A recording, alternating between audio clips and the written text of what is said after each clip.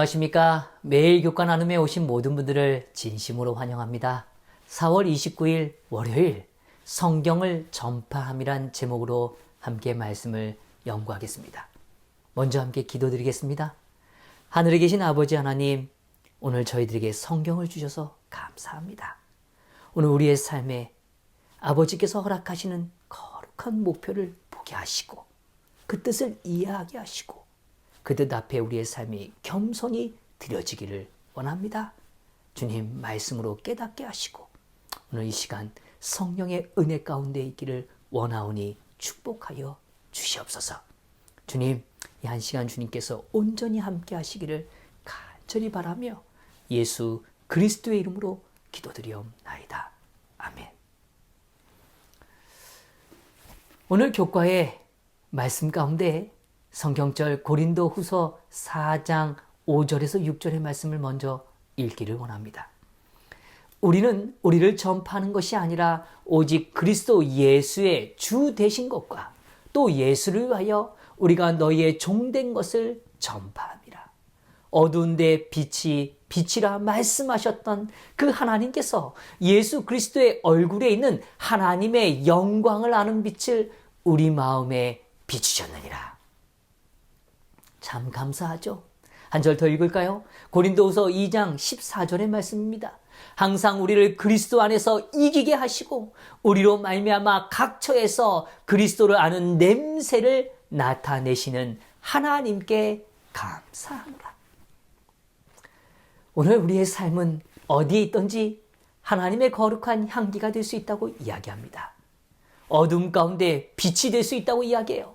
하나님의 영광을 아는 빛을 우리의 마음에 비추셨고 그 빛은 반사될 수 있도록 역사하신다는 겁니다. 그런 의미에서 오늘 교과에서는 역경에 직면하는 이유에 대하여 우리는 좀 더 생각해 보기를 원해요. 오늘 교과 가운데 여기 다루고 있는 이 역경이라는 주제는 그저 그들의 삶이 어떤 불행한 일, 어려운 일, 그저 그냥 슬픈 일에 대하여 주목하지 않습니다. 바울은 세속적인 일들로 역경을 갖는 것이 아니라 복음을 전파하는 과정에서 맞는 역경에 대하여 다뤄주고 있는 거죠. 믿음의 선구자들인 이 종교개혁자들은 복음을 전할 때마다 그들은 역경을 맞이했습니다. 그러나 그 역경을 하나님의 말씀에 대한 충성으로 인하여 승리했다는 것을 보게 되는 것이죠.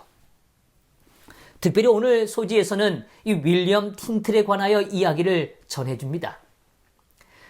당시만 해도 일반 사람들은 하나님의 말씀을 이렇게 우리가 손쉽게 들고 있듯이 가지고 있지 못했죠. 어제 나눈 것처럼 위클리프의 그 아름다운 마음과 그 동기를 이어받은 사람이 바로 틴틀이었습니다. 위클리프의 사업을 완성시키고자 했던 것이죠. 여기 이렇게 표현해줘요. 이제 새로운 목적이 그의 마음을 점령하게 되었다. 그는 말하였다. 이스라엘 사람이 여호와의 성전에서 시편을 송영한 것은 이스라엘 말이었다. 그렇다면 우리들이 영국말로 복음을 이야기해서는 안 되는가? 교회는 대낮에 새벽비보다 더 희미한 빛을 가져야 할 것인가? 그리스도인들은 신약 성경을 반드시 자국으로 읽지 않으면 안 된다. 성도 여러분, 우리가 이 한글로 성경을 읽는다는 것 얼마나 감사합니까? 이건 정말 큰 축복입니다.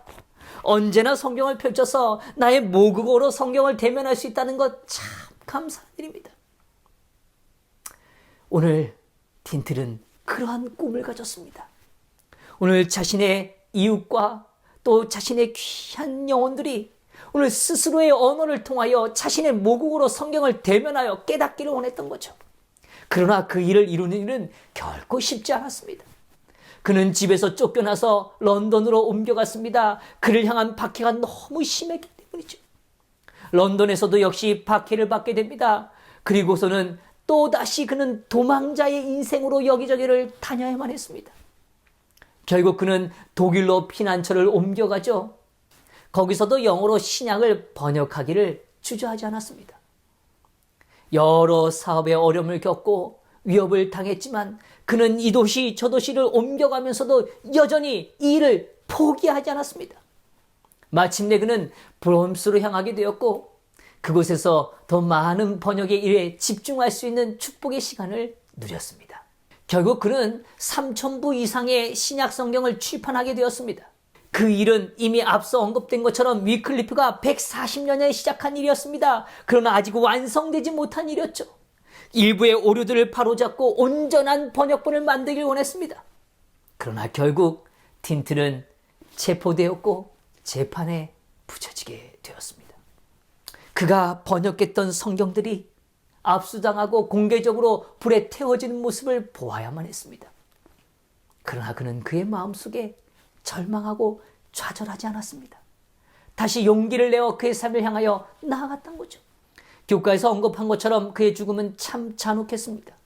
집행관들이 그가 말하는 그 말을 더 이상 참을 수 없어서 그의 목을 졸라 죽이게 되었죠.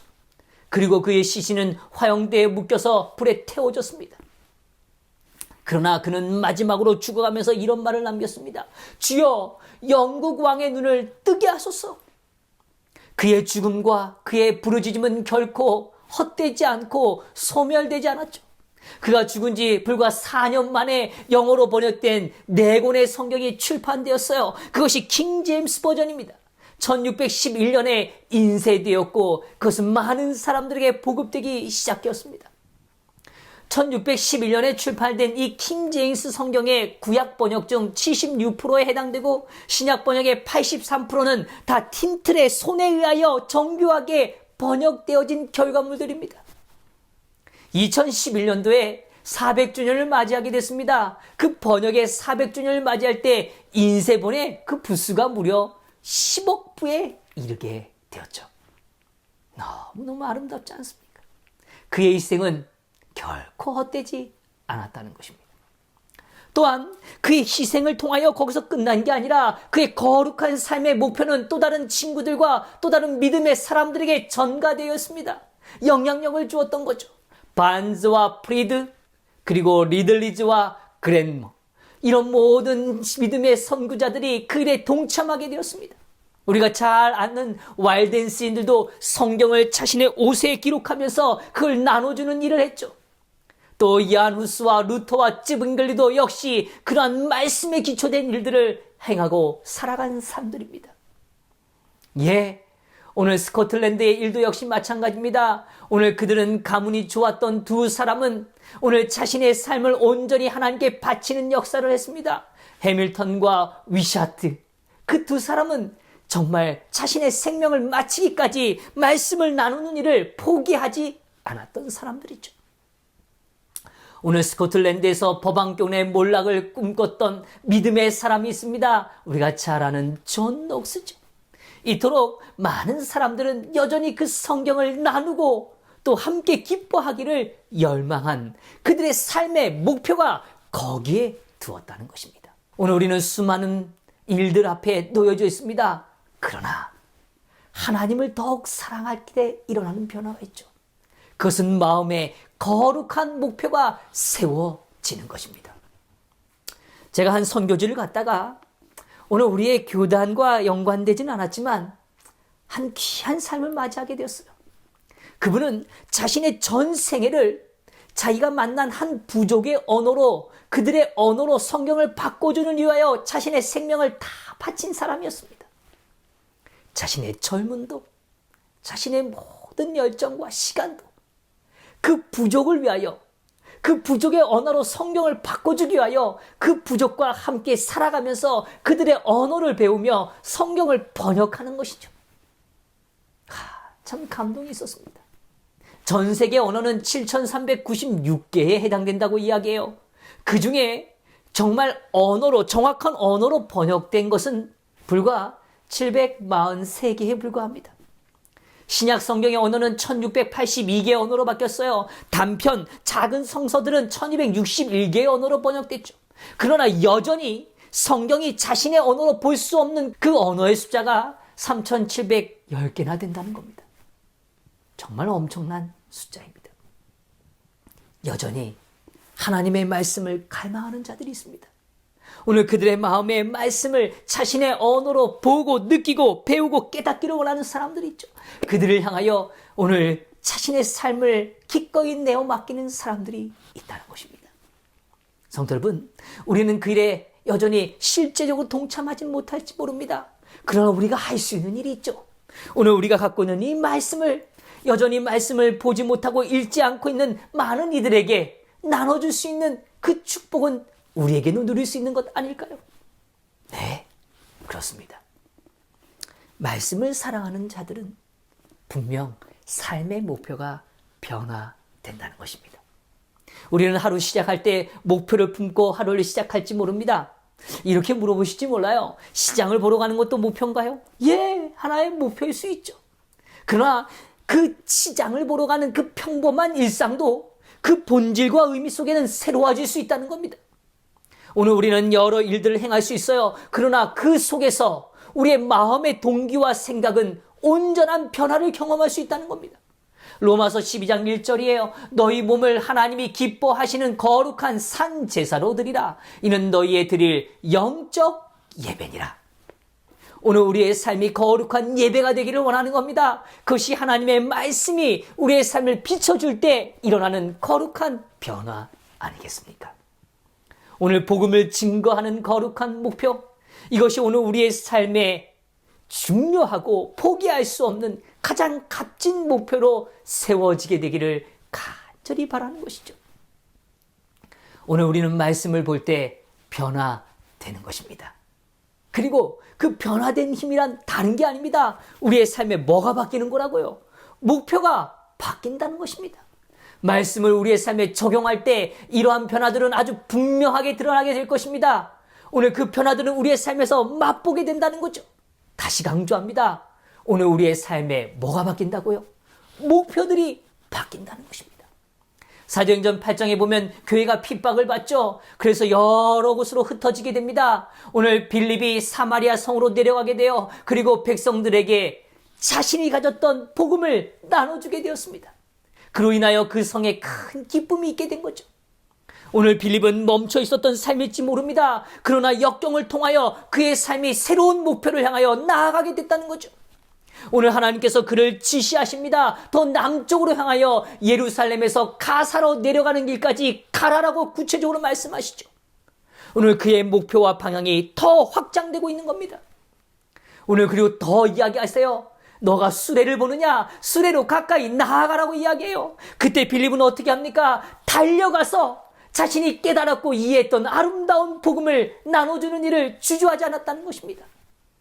오늘 우리는 시장을 갈 수 있어요. 그러나 우리의 마음에 복음의 뜨거움이 있다면, 말씀에 대한 확신이 있다면 내가 만나는 어떤 사람을 만났을 때 하나님은 우리의 마음을 움직일 수 있다는 것입니다. 가서 이야기해보려. 복음을 좀 전달하려.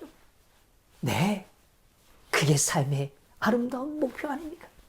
성도 여러분, 우리의 삶이 하나님 안에서 거룩한 목표로 채워지게 되기를 간절히 바랍니다.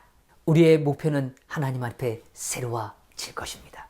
다니엘서 12장 3절이에요. 지혜 있는 자는 궁창의 비읍과 같이 빛날 것이요 많은 사람을 옳은 대로 돌아오게 한 자는 별과 같이 영원토록 빛나리라.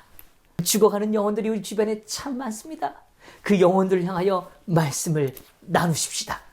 우리의 삶의 목표가 그 말씀을 나누는 축복에 기초하기를 간절히 바라면서 오늘 말씀을 마치도록 하겠습니다. 함께 기도하겠습니다. 하늘에 계신 우리 아버지 하나님, 오늘 저희들을 말씀의 자리로 인도해 주시니 감사합니다.